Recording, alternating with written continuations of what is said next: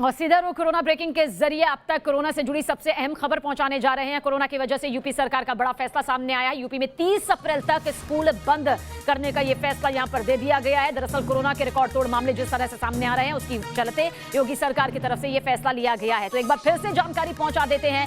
30 अप्रैल तक school, coaching centre, शिक्षण संस्थान जो है पूरी तरह से बंद रहेंगे। 30 अप्रैल फिलहाल ये तारीख यहां पर तय की गई है। आगे क्या कुछ हालात बनते बिगड़ते हैं उसके चलते आगे फैसला लिया जाएगा। फिलहाल 30 अप्रैल तक कोई भी स्कूल, कोई भी कोचिंग सेंटर, शिक्षण संस्थान नहीं खुलेगा। और यूपी में भी हालात बद से बदतर होते जा रहे हैं। यूपी की राजधानी लखनऊ में शमशान घाट पर शवों की कतार लग गई है, तो प्रयागराज में अस्पतालों में इंतजाम दम तोड़ रहे हैं। एक रिपोर्ट के जरिए आप देखिए किस तरह से ये हालात यहां पर बन रहे हैं। यहाँ तक कि मैं दवाई नहीं पहुँचा पा रहा हूँ। मैं फ्लीट का इंतजार करूंगा कि फ्लीट जाए तब मैं अपने भाई को बचाऊं। कितने बजे बोला बच्चा आपका खत्म हो गया? अभी बोला खत्म होने की भी बात बोला होगा, क्योंकि मुझे 3 घंटे देखने नहीं दिया, 4 घंटे से। इस माँ की दुनिया उजड़ गई। आंखों का तारा काल के गाल में समा गया। कोरोना का ऐसा दंश लगा जिसको बयां नहीं किया जा सकता। तस्वीरें प्रयागराज के अस्पतालों की बदइंतजामी को बयां कर रही है। प्रयागराज में कोविड अस्पताल में बेड की भारी कमी। हालात ये है कि कोरोना पॉजिटिव होने की वजह से एक मासूम ने दम तोड़ दिया।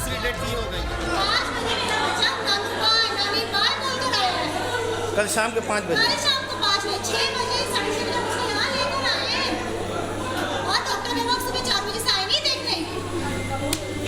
मैं तो जाऊंगी नहीं, चाहे कुछ भी हो जाए, मैं नहीं जाऊंगी। कितने बजे बोला बच्चा आपका खत्म हो गया? अभी बोला खत्म होने की भी बात बोला होगा, क्योंकि मुझे 3 घंटे देखने नहीं दिया, 4 घंटे से। स्थिति कितनी भयावह है इसका अंदाजा इसी बात से लगाया जा सकता है कि यहाँ संक्रमित होने वालों की दर 15% तक पहुँच गई है, तो वहीं अस्पतालों में बेड की भारी किल्लत है। हम इस वक्त तेज बहादुर सप्रू ज़िला चिकित्सालय में मौजूद हैं और यहाँ पर भी 160 बेड का बताया जाता है कोविड हॉस्पिटल तैयार किया गया है। तमाम पेशेंट एडमिट्स हैं, लेकिन तमाम ऐसे पेशेंट अभी भी हैं जिनको यहाँ पर भटकना पड़ रहा है, जगह नहीं मिल रही है। हमारे साथ एक सज्जन हैं, इनके साथ एक पेशेंट हैं, वो कार में आप देख सकते हैं, वो कोविड पेशेंट हैं और काफ़ी समय से ये लोग वेट कर रहे हैं। तमाम अस्पतालों के चक्कर लगा चुके हैं। कोरोना के कहर से इलाहाबाद हाईकोर्ट के जज भी नहीं बच पाए। लखनऊ में भैंसाकुंड शमशान में चिताओं की राख ठंडी नहीं हो पा रही है कि बाहर शवों को लेकर एम्बुलेंस की कतार लग जा रही है। हालात कितने भयावह हैं इसका अंदाजा इसी बात से लगाया जा सकता है कि लखनऊ के भैंसाकुंड शमशान घाट पर कोविड डेड बॉडीज को जलाने के लिए लोगों को 15 से 20 घंटे का इंतजार करना पड़ रहा है। भैंसाकुंड घाट पर 2 इलेक्ट्रिक मशीन हैं जिनसे शवदाह होता है और एक शव को जलाने में करीब 1 घंटे का वक्त लगता है। आज सुबह 9:30 से 11:30 बजे तक यानी सिर्फ 2 घंटे में 24 डेड बॉडी शमशान पहुंची है। सभी की मौत कोरोना से हुई है। लखनऊ में कोरोना भयावह रूप लेता जा रहा है। मौतें बड़ी संख्या में हो रही हैं, जिस वजह से अंतिम संस्कार के लिए भी एक लंबी लाइन देखने को मिल रही है तमाम शमशान घाटों पर। और ये देखिए जो टीन शेड है उसके बाहर ये चिताएं बनाई गई थी जहाँ पर कोविड डेड बॉडीज़ को जलाया गया। तो जाहिर बात है कि अब स्थान की भी शमशान घाटों में मानो कमी पड़ रही है। और ऊपर जो है इलेक्ट्रिक शवदाह है, यहाँ पर 1 घंटे में 1 डेड बॉडीज़ का अंतिम संस्कार होने में समय लगता है। 2 मशीनें हैं और अब तक सुबह से 9 बजे से यहाँ पर अगर हम बात करें कि अंतिम संस्कार शुरू हुआ है और 12 बज रहा है, अब तक 26 डेड बॉडीज़ ऊपर आ चुकी हैं इलेक्ट्रिक शवदाह में। और यहाँ पर आप स्थिति देख ही रहे हैं कि टीन सेट के अलावा बाहर भी चिताएँ अब बनाई गई हैं। तो कुल मिलाकर मृतकों की संख्या बढ़ रही है, जिस वजह से नगर निगम के अधिकारियों के लिए आसान नहीं है तमाम स्थिति को मैनेज करना। अपर नगर आयुक्त खुद यहाँ पर शमशान घाट पे आए हुए हैं, तमाम स्थिति का जायजा ले रहे हैं और ये इंश्योर कर रहे हैं कि यहाँ पर लोगों को बहुत इंतज़ार ना करना पड़े और डेड बॉडीज़ का जल्द ही अंतिम संस्कार किया जा सके। भैंसाकुंड शमशान की हालत ये हो गई है कि अब भैंसाकुंड घाट पर निर्धारित जगह के अलावा भी शवों को जलाया जा रहा है। भैंसाकुंड घाट के बाहर एम्बुलेंस का तांता लगा हुआ है। एक एम्बुलेंस जाती है तो 4 नई एम्बुलेंस आती है नई लाशों के साथ। पहले नॉर्मली जो है 3 से 4 बॉडी आया करती थी, अभी स्थिति में थोड़ी बढ़ोतरी हो गई है। 50 से 60 बॉडीज आ रही हैं। हमारे पास में 2 इलेक्ट्रिक क्रेमेटोरियम है जिसमें एक बॉडी को क्रीमेट करने में लगभग 1 घंटे का समय लगता है। ऐसी स्थिति में चूँकि सुबह सुबह लोगों के आने के बाद उनको वेट ज़्यादा करना पड़ा, तो इसी के दृष्टिगत हम लोगों ने यहाँ पे प्लेटफॉर्म लगा करके लकड़ी से भी जलवाना स्टार्ट कर दिया, जिससे कम से कम लोगों को, जैसे कल हम लोगों ने 10:30 बजे तक अंतिम बॉडी को जला दिया था। चूँकि स्थिति में ज़्यादा संख्या होने की वजह से हमको दिक्कत है, हम लोग इसकी व्यवस्था कर रहे हैं कि लोगों को कम से कम इंतजार करना पड़े। प्रशासन कोरोना पर काबू पाने के लिए हर मुमकिन कोशिश कर रहा है। इन तस्वीरों को देखकर 1 साल पहले की तस्वीरें जहन में ताज़ा हो रही हैं, जब देश में हर ओर कोरोना का कहर था। कोरोना की चौथी लहर में हालात ऐसे हो गए हैं कि रोजाना 1.5 लाख तक कोरोना केस आ रहे हैं, जिस पर काबू पाने के लिए कई राज्य सरकारें लॉकडाउन की तरफ इशारा कर रही हैं। Team news nation. तो रिपोर्ट आपने देखी।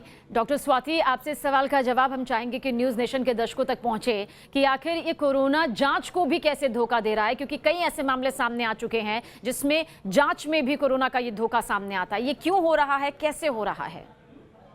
देखिए, इसके पीछे 2-3 वजह होती हैं। पहली बात यह है कि कई बार सैंपल ठीक से नहीं लिया गया होता है, इस वजह से टेस्ट पॉजिटिव नहीं आता।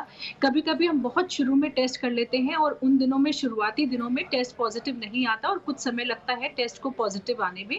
इसलिए अगर लक्षण है तो कई बार आपको दोबारा टेस्ट अपना कराना चाहिए, ये देखने के लिए कि अगर पहले टेस्ट में नेगेटिव आ गया था तो अक्सर हम देखते हैं दूसरे में पॉजिटिव आ जाता है। तीसरा ये भी है कि स्ट्रेन्स भी भारत में अब आ चुकी हैं और जो हमारा कोरोना का टेस्ट होता है वो जनरली एस और एन प्रोटीन्स जो होते हैं कोरोना के, जो स्पाइक और न्यूक्लियोकैप्सिड प्रोटीन्स होते हैं, उनको डिटेक्ट करता है। लेकिन अब स्ट्रेन्स में क्योंकि स्पाइक में भी म्यूटेशन हुआ है, इस वजह से कभी-कभी टेस्ट में स्ट्रेन्स जो है वो पॉजिटिव नहीं आते हैं। तो हमने भी ऐसे मरीज देखे हैं जहां कोरोना टेस्ट नेगेटिव है लेकिन व्यक्ति को सूंघने की शक्ति नहीं है, स्मेल नहीं आ रहा है या उनको बहुत तेज बुखार है, सीटी में चेंजेस ऑलरेडी आ चुके हैं। तो ऐसी स्थिति में हमें ये समझना जरूरी होगा कि हमें सेल्फ मेडिकेशन नहीं करना है, हमें अपने डॉक्टर से सलाह लेनी है, उनसे पूछ करके हमें ट्रीटमेंट करना है।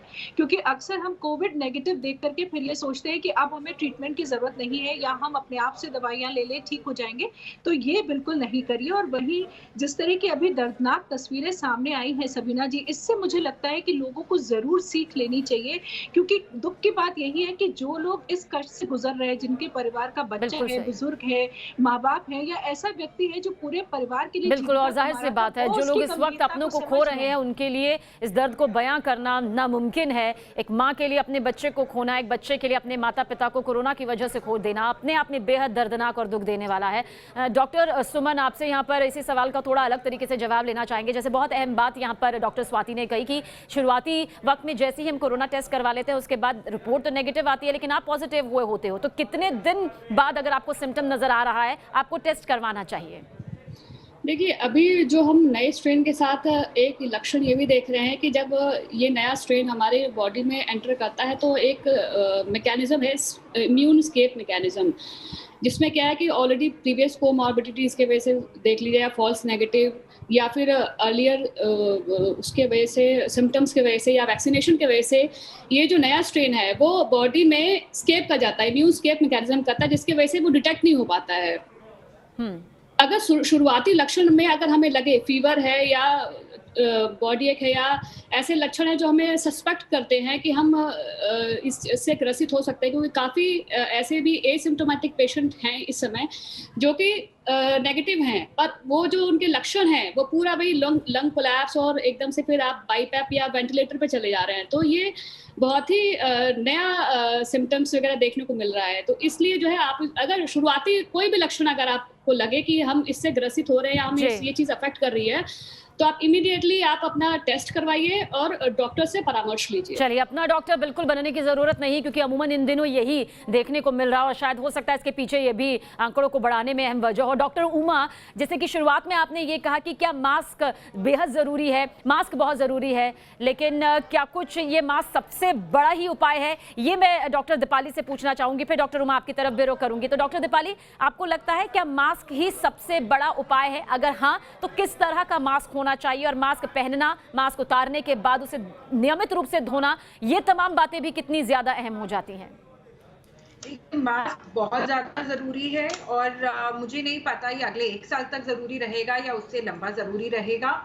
अगर आप 3 प्लाई मास्क पहन सकते हैं जो सबसे अच्छा होता है, जो हमें कोरोना से सबसे इजीली बचाता है, तो एक 3 प्लाई मास्क सिर्फ और सिर्फ 4 से 5 घंटे तक काम करता है, उसके बाद वो खत्म हो जाता है। अगर बारिश आ जाए या किसी रीजन से वो गीला हो जाए, आप कुछ पी के तुरंत पहन ले और यहाँ का ही एरिया मुंह के सामने का गीला हो जाए, तो वो बेकार हो जाता है। कपड़े का मास्क अगर आपको पहनना है तो वो आप डबल लेयर कर लें जब आप फिजिकल डिस्टेंसिंग नहीं मेंटेन कर पा रहे, मतलब 2 मीटर से कम में आपको अनजान लोग आपके पास हों, तो आप एक कपड़े के मास्क के ऊपर दूसरा कपड़े का मास्क जरूर पहने। अगर आप कपड़े का मास्क पहनते हैं तो अगर आपने जो कपड़े का मास्क आज लगाया है वो कल रिपीट नहीं होगा, वो परसों रिपीट होगा, उसके बाद धोया जाएगा, कल दूसरे कपड़े के मास्क लगाए जाएंगे। आप नॉर्मल अपने हैंकी को भी लेके उसका मास्क बना सकते हैं। मगर सबसे जरूरी है कि 3 प्लाई और N95 मास्क को सबसे अच्छा माना जाता है क्योंकि उनके ऊपर स्टडीज हुई हैं। मगर मास्क ही एकमात्र ऐसी चीज है जो हम सबको इससे बचा सकती है। प्लीज जो भी मास्क है इसमें आपको इतना खर्चे की भी जरूरत नहीं है, सिंपल कपड़े का अपने दुपट्टे को काट के अपना मास्क बनाइए, मगर मास्क जरूर पहनिए और ठीक से पहनिए। मास्क जरूर पहनिए, सावधानी के साथ पहनिए, साफ पहनिए और साफ रखिए। ये तमाम अहम बातें बहुत ज्यादा जरूरी हो जाती है। डॉक्टर स्वाति, ये बहुत अहम सवाल है जो हम चाहेंगे कि इसका पूरा जवाब आपके जरिए हमारे दर्शकों तक मिले। दरअसल कोरोना मरीज को अगर लंग्स में निमोनिया भी हो जाता है, यानी ये डबल अटैक उसकी सेहत पर होता है, तो आखिर कैसे उसका इलाज यहाँ पर मुमकिन हो पाता है? क्या ये बहुत ज्यादा खतरनाक होता है? क्या प्लाज्मा ऐसी कंडीशन में उसे चढ़ाया जा सकता है? देखिए, ये बात हमें शुरू से पता है कि कोरोना सबसे ज्यादा अटैक हमारे लंग्स के ऊपर करता है, फेफड़ों के ऊपर करता है, और इसीलिए ज्यादातर कोरोना के मरीजों में हम लोग निमोनिया देखते हैं, यानी कि लंग्स का इन्फेक्शन देखते हैं। अब अच्छी बात यह है कि शुरुआती दिनों से लेकर के आज तक हमारे पास कुछ नई दवाइयां भी आई हैं और कुछ रीपर्पस ड्रग्स भी हैं जिनको पहले हम किसी और बीमारी के लिए इस्तेमाल करते थे, लेकिन अब हम कोरोना में इस्तेमाल करते हैं। तो हमारे पास इस वक्त कुछ इंजेक्शन भी है, स्टेरॉइड्स भी हैं, और हमारे पास प्लाज्मा थेरेपी भी है। प्लाज्मा थेरेपी भी अभी भी इस्तेमाल की जा रही है, और खास बात प्लाज्मा थेरेपी की ये होती है कि ये शुरुआती लक्षणों में ज्यादा मदद करती है। जब आपको ऑक्सीजन की जरूरत पड़ जाती है या आपकी स्थिति ज्यादा गंभीर होने से पहले ही अगर हम तब प्लाज्मा थेरेपी का इस्तेमाल कर ले तो वो ज्यादा कारगर देखी गई है।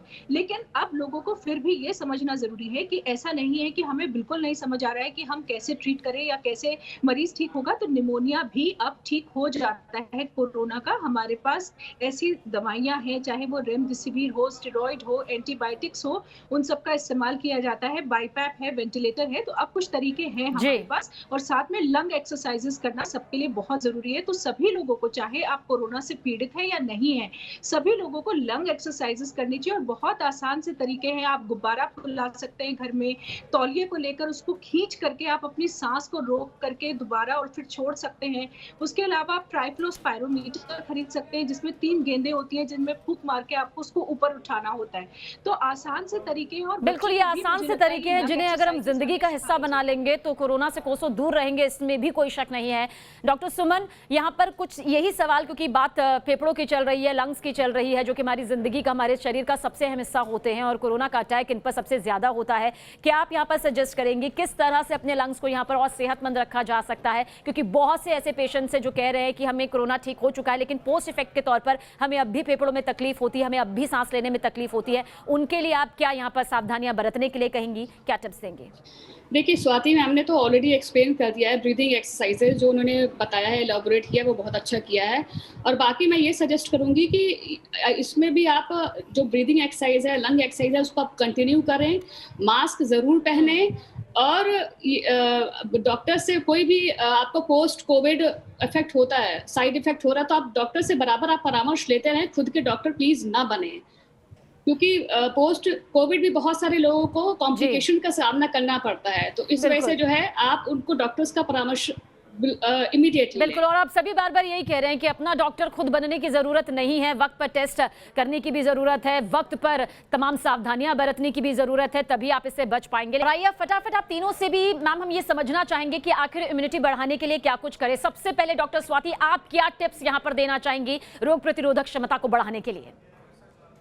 देखिए, सबसे पहले बहुत ज़रूरी चीज़ है कि आज हमारी डाइट कैसी हो। तो मैं ज़रूर लोगों से बोलना चाहूँगी कि अच्छे फ्रूट्स, वेजिटेबल्स, फ्रेश फूड खाने की आपको कोशिश करनी चाहिए। और जितनी रंग-बिरंगी आपकी प्लेट होती है या जितने कि आप ज़्यादा फ्रूट्स और वेजिटेबल्स अपनी डाइट में इंक्लूड करते हैं, उतने ज़्यादा आपको मल्टीविटामिन्स मिलते हैं, जो कि मिनरल्स मिलते हैं, जो आपके इम्यूनिटी सिस्टम को बेहतर करते हैं। और ख़ास तौर से अभी कोरोना के समय में हमें ऐसे फ्रूट्स और वेजिटेबल्स ज़्यादा खाने चाहिए जो खट्टे होते हैं, जिनमें विटामिन सी की मात्रा ज़्यादा होती है, क्योंकि वो हमें कोल्ड से, फ्लू से बचाता है। वहीं साथ में जो हमारे हर्ब्स हैं भारत के, जैसे कि लोग अदरक खाते हैं, गार्लिक खाते हैं, हल्दी का सेवन करते हैं। आप चाहेंगे कि फ्रूट्स और वेजिटेबल्स के साथ साथ एक घरेलू उपाय भी यहाँ पर होना चाहिए ताकि आपकी इम्यूनिटी मजबूत हो और बाहर के खाने से कोसों दूर इन दिनों रहना जरूरी है, खासतौर से जो जंक फूड्स यहाँ पर होते हैं। डॉक्टर सुमन, व्यायाम इम्यूनिटी बढ़ाने के लिए कितना जरूरी है? आप कितना सजेस्ट करना चाहेंगे कि क्या टाइमिंग यहाँ पर अपनी भागदौड़ वाली जिंदगी से निकालकर व्यायाम यानी कि एक्सरसाइज को देना चाहिए? बिल्कुल, ये 100% है ये कि अगर व्यायाम कम से कम जो आप ये करेंगे, इसमें क्या लंग एक्सरसाइजेज होंगी, ब्रीदिंग एक्सरसाइज होगी, लंग एक्सपैंड करेगा तो या मतलब vital capacity of lungs increase होते हैं। तो I would suggest 100% and strong recommendation मेरी ये है कि प्लीज़ आप एक एक्सरसाइज को कुछ नहीं तो 30 मिनट के व्यायाम को अपनी रूटीन में, लाइफस्टाइल में शामिल ज़रूर करें। ये ना सिर्फ आपको डी स्ट्रेस करेगा बल्कि आपकी लंग कैपेसिटी और ओवरऑल हेल्थ को भी बढ़ाएगा और उससे इम्यूनिटी भी आपकी इम्प्रूव होगी। डॉक्टर दीपाली, आपसे यहाँ पर समझना चाहेंगे अपनी लाइफस्टाइल को कितना सेट रखने की जरूरत है? काम का वक्त, व्यायाम का वक्त, खाने का वक्त, ये सब कितना तय यहाँ पर होना चाहिए? क्योंकि ये तय नहीं होता तो आपकी रोग प्रतिरोधक क्षमता कम हो जाती है। हम चाहेंगे कि आपके जरिए दर्शक इस बात को समझ सकें। जी बिल्कुल, अपनी डाइट के अंदर जितना आप वेजिटेबल्स, फूड, जैसे डॉक्टर स्वाति सुमन ने कहा, और वो आप जितना कर सके करें। मगर एक सबसे सस्ता टिकाऊ तरीका ये है, टमाटर, 2 टमाटर रोज जरूर खाएं और 2 नींबू का सेवन जरूर करें। जो भी आप खा रहे हो उसके ऊपर आप नींबू डाल लेंगे तो आपको विटामिन सी मिल जाएगा। टमाटर हर एक के घर में आता है। जो आपके ड्राइवर, आपके कर्मचारी हो, जो लोग दे सकते हैं, उनको भी इस वक्त यही करना चाहिए कि अपने साथ के सारे लोगों को वेजिटेबल और फ्रूट खरीद के दिया करें। बहुत बहुत शुक्रिया आप तीनों का ही हमसे बातचीत करने के लिए और हमारे दर्शकों तक ये तमाम अहम सवालों का जवाब पहुंचाने के लिए, ताकि वो इस कोरोना से बच सकें और अगर कोरोना की गिरफ्त में हैं तो बहुत जल्द से जल्द स्वस्थ हो सके। एक छोटा सा ब्रेक, आगे भी खबरें जारी हैं।